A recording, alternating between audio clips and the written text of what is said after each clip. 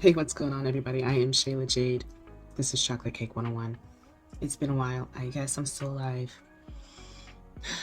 So today is Lionsgate. It's my favorite holiday. So I really wanted to come on and talk just a little bit.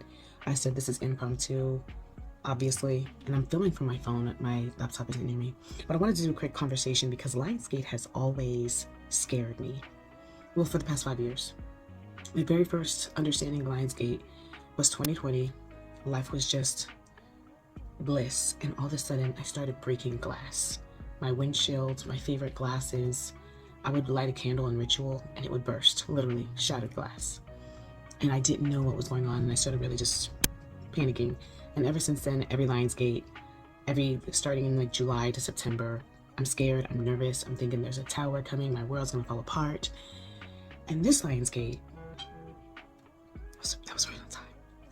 I have been so calm and understanding, because I've talked to you guys about pronoia all the time, about how the universe is always conspiring in your favor as long as you let it. So I decided this year it was like this knowing that came on to me that everything is working out for me. I don't have to be afraid of God. I don't have to be afraid of the universe. I don't have to be afraid of Saturn. I don't have to be afraid that my karma is going to come back to me every August. And I really just sat in the energy of love. I am living love, and it is expressing itself through me, and I don't have to be afraid. And I've talked about this before in different forms, because we live in this society where we were taught, moving my hands, where we were taught that, especially different religions, right? But you were born onto this earth, and before you even got here, you are unworthy, and you are a sinner, and you have to do these certain things for God to love you and to make it into heaven, and you're not good enough.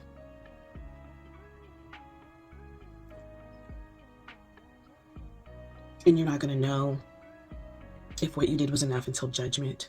And you have to be unconditionally forgiving, or God will not forgive you. And there's all these rules. But it seems like, because I like to put things into perspective, and it's so sad that that genocides all over the world have to happen for us to really start looking at the rules. And we follow the rules, and all these really crazy things are still happening. I don't think those are the rules, you guys. I really don't. And we live in a world of psychology and theology, so we're going to have this conversation over and over and over and over again, because it was ingrained in your heads over and over and over and over again that you were imperfect. So this is about unlearn, right? I always talk about this all the time, unlearning and relearning. So I know this sounds like a hard conversation to have at first, but hear me out. Because especially in the Western culture, your participation is contingent on your fear. Your fear is contingent on you not being worthy, you not being good enough, you having to prove yourself. And that's not what pronoia or the universe talks about. You are actually inherently worthy. You actually, before you got here, just by default, you are a part of God. There's the Christian belief that you are a child of God, but you're not the son of God. Jesus is the son of God, and he was the only begotten one. Has anyone ever asked what begotten means? I did. And somebody explained to me about Jesus was the only one that was untouched when Lucifer out of here with all these crazy, manipulative, gaslighting stories. I'm not trying to be disrespectful, but you also have to understand the Bible's been misinterpreted and reinterpreted 10,000 times. English is the youngest language, one of, if not the youngest languages. And it is known, his story, that it was used, that Christianity was changed to manipulate the Western culture. If God loves you unconditionally and you have that faith, you need to start questioning things.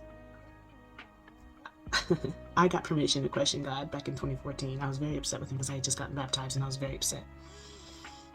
And that's when I started to really question things, after a conversation I had with God, and realizing that your will, or the will of the world, is so free that you are free enough to cause chaos and hurt little kids.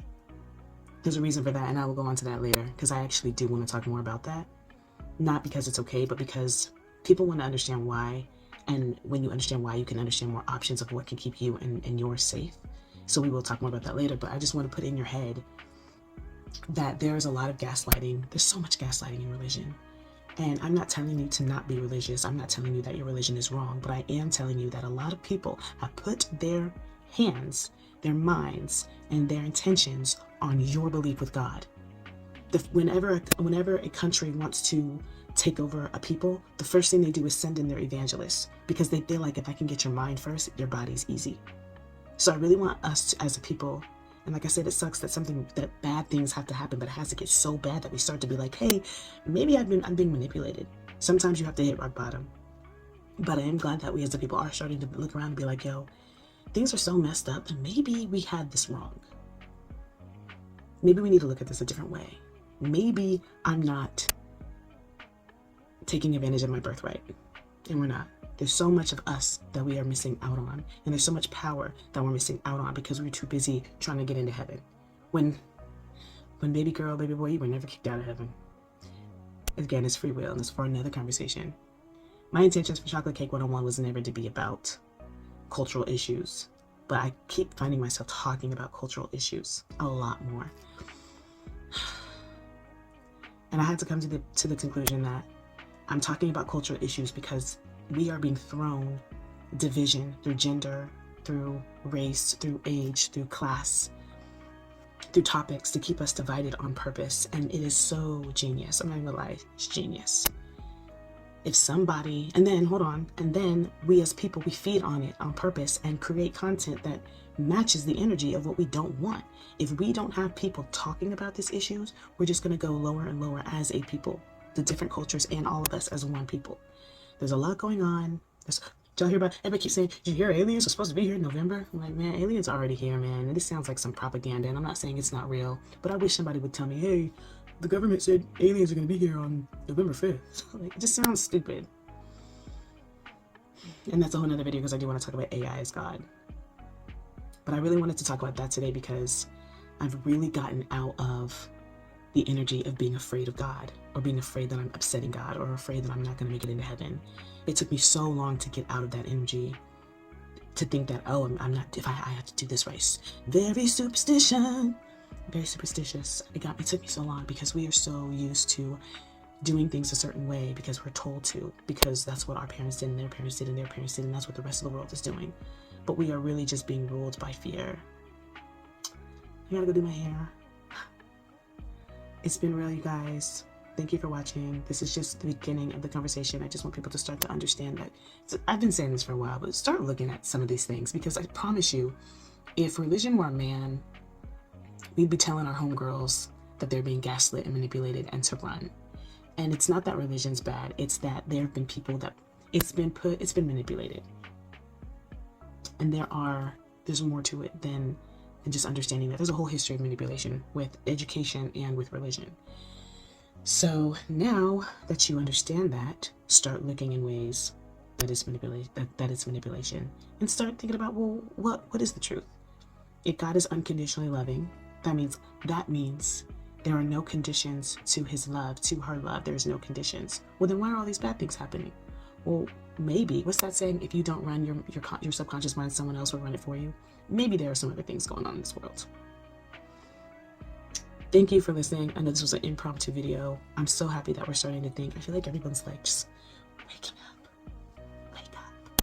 My name is Shayla J. This is Chocolate Cake 101. Happy Lionsgate. Peace.